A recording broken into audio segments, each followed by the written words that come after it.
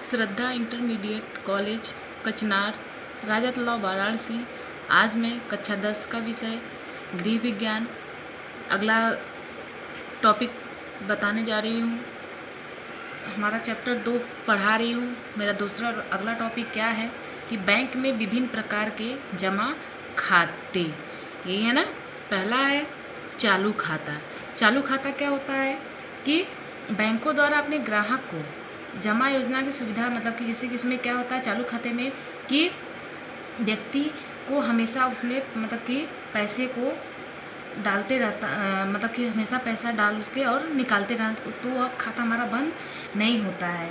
जैसे कि इसमें रुपया जमा करने से निकालने की पूर्ण छूट होती है। खाताधारी दिन में चाहे जितनी बार अपने खाते में से जमा धन को निकाल सकता है। इस खाते में से केवल चेक द्वारा ही धन निकाला जा सकता है। इस खाते में जमा धनराशि पर बैंक द्वारा किसी प्रकार का ब्याज या मतलब कि इसका कोई कारण मतलब कि नहीं मिलता है। यह मतलब इसमें यह होता है कि चालू खाते में व्यक्ति क्या करता है कि हमेशा मतलब कि उसमें कुछ ना कुछ पैसे अपने डाल के वह निकालता रहता है। ठीक है। दूसरा है बचत खाता। बचत खाता वह होता है कि एक माह से अधिक 2 बार ही पैसा निकाल सकते हैं। इसमें माता पिता अपने बालकों के नाम भी संरक्षक के रूप में खाता खोल सकते हैं। जैसे कि इसमें हम लोग खाता का मतलब निकालते समय कितना मतलब जो खाते में रहता है पैसा कितना रहता है, उसमें मैक्सिमम 500 रुपये अवश्य छोड़ दें। मतलब कि जैसे हम लोग को अगर पैसा अगर मतलब कि निकाल रहे हैं या डाल रहे हैं तो भी उसमें मैक्सिमम हम लोगों को 500 रुपया क्या करना चाहिए, मतलब कि छोड़ देना चाहिए। फिर है तीसरा निश्चित अवधि का जमा खाता। इस खाते में धन एक निश्चित अवधि 1, 2, 3, 4 या 5 वर्ष या इससे अधिक के लिए जमा किया जाता है। जैसे कि होता है कि 1 साल के लिए भी होता है, 2 साल के लिए, 4 साल और 5 साल, इससे अधिक भी हम लोग क्या करते हैं जमा कर सकते हैं। और बचत खाते की अपेक्षा अधिक होती है। जैसे हम लोग को क्या करते हैं LIC जमा करवाते हैं ना, तो उसके आधार पे हम लोगों को कुछ धनराशि मतलब कि उसमें मिल जाती है। फिर है जनता जमा खाता।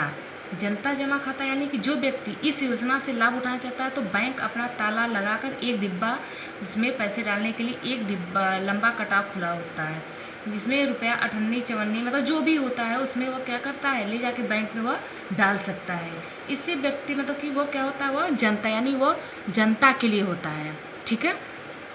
अगला है गृह बचत खाता, यानी कि जो हम लोग घर में क्या करते हैं बचा के पैसा रखते हैं, तो वह हम लोग घर में जो हम लोग खर्च मतलब पैसा मिलता है तो हम लोग वह अपने घर में बचा के रखते हैं, तो वह होता है गृह बचत खाता। छठवां है मां संचयी सावधिक जमा खाता। इसमें विशेषकर उन व्यक्तियों को लाभ होता है जो इकट्ठा रुपया नहीं बचा सकते हैं। इसमें प्रति माह एक निश्चित राशि या रुपये 5 से 500 तक ही हो सकती है जमा करनी पड़ती है। निश्चित समय के समाप्त होने पर बैंक ब्याज सहित उस राशि को वापस कर देता है, लेकिन किसी कारणवश यानी धन की आवश्यकता पड़ जाती है उसको, तो जमा की गई धनराशि से कुछ ब्याज की दर से वापस मिल जाता है। जैसे कि इसमें क्या होता है, अगर मान लीजिए हम लोग पैसा जमा कर रहे हैं तो अगर मान लीजिए हमको आवश्यक पड़ गया यानी उस पैसे को हमको निकालना हो गया, तो क्या करते हैं वह आवश्यकता पड़ने पर हम उस पैसे को निकाल सकते हैं। 7वां है अविरत पेंशन योजना। इस योजना भी प्रारंभ आवर्ती जमा योजना के समान ही होती है। जैसे कि अभी हमने आपने बताया है कि उसमें क्या होता है 500 से 500 रुपये तक ही हो सकती है। उसमें क्या होता है 84 एवं 134 माह तक के लिए होती है। अवधि पूरी होने पर विनियोजित धन एवं ब्याज दोनों को निश्चित अवधि जमा खाता में विनियोजित कर दिया जाता है और एक माह निश्चित धनराशि एक निश्चित समय तक पेंशन के रूप में प्राप्त होती रहती। जैसे कि अगर मान लीजिए हम लोग जमा कर रहे हैं तो क्या होता है अगर हमको पैसा चाहिए तो वह 1 माह के अंदर हमको वो पैसा मिल जाता है।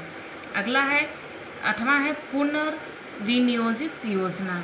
इस योजना का उद्देश्य यह होता है कि भविष्य की आवश्यकता की पूर्ति की सहायता पहुंचाता है। जैसे कि अगर मान लीजिए पुनर्विनियोजित योजना का मतलब यह होता है कि अगर मान लीजिए मेरे घर अगर मान लीजिए शादी ब्याह हो गया, किसी कार्य आवश्यक कोई भी मतलब कि पैसे की हमको आवश्यकता पड़ गई, तो हम इस पैसे को जमा करने के बाद हमको पूरी वह मिल जाती है। जैसे अगर बेटी मतलब कि कोई शादी हो गया या तो घर बनवाना हो गया, या तो किसी के शिक्षा में या बच्चों की शिक्षा में लगाना हो गया, तो यह हमको लाभ मिलता रहता है इसका।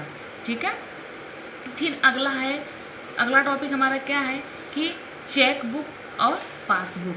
पासबुक क्या होता है कि पासबुक जो हम लोग पैसा निकालते, मतलब कि हम लोगों के पास एक रहता है पासबुक, जिसमें क्या रहता है कि उसमें खाते धारक का नाम रहता है, पूरा एड्रेस, पूरा पता, मतलब सब कुछ उसमें रहता है। जैसे कि हम लोग पैसा निकालने जाते हैं तो हम लोगों के पास एक पासबुक रहता है, तो उसी पासबुक के द्वारा हम लोग पैसे को निकालते हैं। तो उसमें एक पासबुक का मतलब क्या होता है, एक हम लोगों को मिलता है। फिर इसके बाद चेक बुक, एक हम लोग मतलब कि चेक, जैसे पैसा को अगर कितना निकालना है तो उस चेक पे हम लोगों को सिग्नेचर साइन करके कितना अमाउंट भरना, वहाँ पे अमाउंट भर के सिग्नेचर करके उस पैसे को हम लोग निकाल लेते हैं। तो देखिए पासबुक का मतलब क्या होता है, पासबुक प्रत्येक खातेदार के पास को दी जाती है। ठीक है, चेकबुक निर्धारित धनराशि खाते में रखने वाले खातेदारों को दी जाती है। जैसे कि चेकबुक निर्धारित रहता है कि धनराशि खाते में रखने वाले खातेदारों को कितना देना है पैसा। ठीक है, और दूसरा है पासबुक में सप्ताह में अधिक से अधिक 2 बार धन निकाला जा सकता है। जैसे हम लोग पासबुक लेके जाते हैं तो उसमें क्या करते हैं, सप्ताह में केवल 2 बार या 1 बार भी पैसे हम लोग निकाल सकते हैं। लेकिन चेकबुक में क्या होता है कि प्रतिदिन हम लोग, मान लीजिए अभी चेक पे हम लोग साइन करवा के कि हमको 10,000 निकालना है, फिर हम लोग निकाल लिए, फिर अगर हमको 2 घंटे बाद 3 घंटे बाद फिर आवश्यकता पड़ी तो हम लोग क्या करते हैं, उस पैसे को फिर से निकाल सकते हैं। फिर तीसरा है पासबुक खो जाने पर निश्चित मूल्य देकर दोबारा बनवानी पड़ती है, यह हमेशा चलती रहती है। अगर मान लीजिए हम लोगों की पासबुक खो जाती है तो फिर क्या करते हैं हम लोग कि वह फिर हम लोग बनवा सकते हैं। फिर चेकबुक निर्धारित धनराशि से कम जमा होने पर नहीं दी जाती है। जैसे अगर मान लीजिए धनराशि हमारी कम है तो वह पैसा हमारा क्या होगा, नहीं जमा होगा। फिर अगला है पासबुक से धन निकालते समय खाता धारक को स्वयं फॉर्म भरकर इसे जमा करना पड़ता है। जैसे कि अगर मान लीजिए हम लोगों के पास पासबुक रहता है ना, तो क्या करते हैं कि वह उस पर हम लोग क्या करते हैं, अपना स्वयं, मान लीजिए नहीं भर पा रहे, अगर दूसरे से भर, तो पासबुक से केवल वही व्यक्ति पैसा निकाल सकता है, अन्य कोई अगला व्यक्ति नहीं निकाल सकता है। और चेकबुक में क्या होता है, धन निकालते समय पासबुक को जमा कराने की आवश्यकता नहीं होती है। जैसे अगर केवल हम चेक मिल गया है तो हम लोग चेक से ही केवल काम चला सकते हैं। ठीक है, और 5वां है हमारा पासबुक में समय समय पर एंट्री करानी पड़ती। अगर मान लीजिए हम लोग पैसा पासबुक से मतलब कि है उसमें निकलवा रहे हैं, तो उसमें हम लोग को कितना पैसा निकलवा लिए हैं तो वहाँ पे हम लोगों को चढ़वाना पड़ता है कि कितना मेरा पैसा निकला है कितना नहीं, तो वह हमारे समय समय पर उस पर हम लोग क्या करते हैं, चढ़वा लेते हैं। फिर 5वां इसमें है चेकबुक में कि किसी तरह की एंट्री कराने की आवश्यकता नहीं होती, उसमें किसी प्रकार की कोई भी एंट्री करवाने की आवश्यकता नहीं होती है। उसमें केवल हम लोग अपना क्या करते हैं, पैसा बस चेक मिला और पैसे को हम लोग क्या करते हैं, निकाल लेते हैं। ठीक है, बस आज का टॉपिक हमारा केवल इतना ही है। अगला टॉपिक हम अगले दिन स्टार्ट करेंगे। ठीक है।